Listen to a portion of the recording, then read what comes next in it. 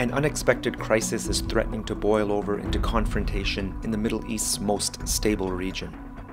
On June 5th, several governments, including Saudi Arabia, Egypt, Bahrain, the United Arab Emirates, and Yemen, cut off diplomatic ties with Qatar and imposed a blockade against Doha.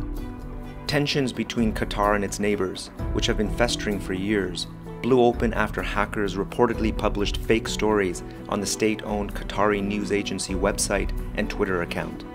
The stories claimed Qatari Emir Sheikh Tamim bin Hamad Al Thani had called Iran an Islamic power and said Qatar's relations with Israel were good, angering Arab nations aligned with Saudi Arabia.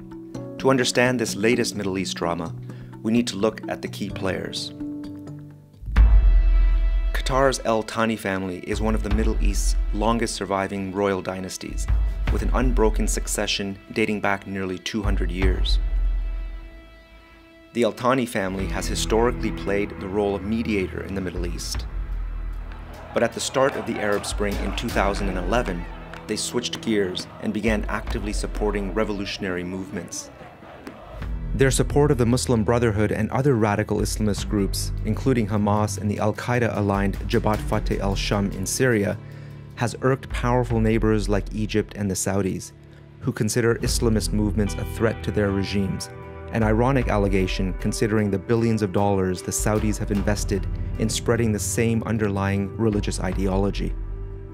Saudi Arabia, arguably the main player behind the row, has fretted over Qatar's growing regional meddling for years. The Saudis accuse Qatar of pandering to terrorists while pretending to be an ally in the fight against terrorism. Qatar's royals say they are simply keeping their lines of communication open with all sides and deny that they fund extremist groups. Adding to the diplomatic crisis is US President Donald Trump, who has taken to Twitter to take some credit for the blockade, angering senior members of his own Republican Party.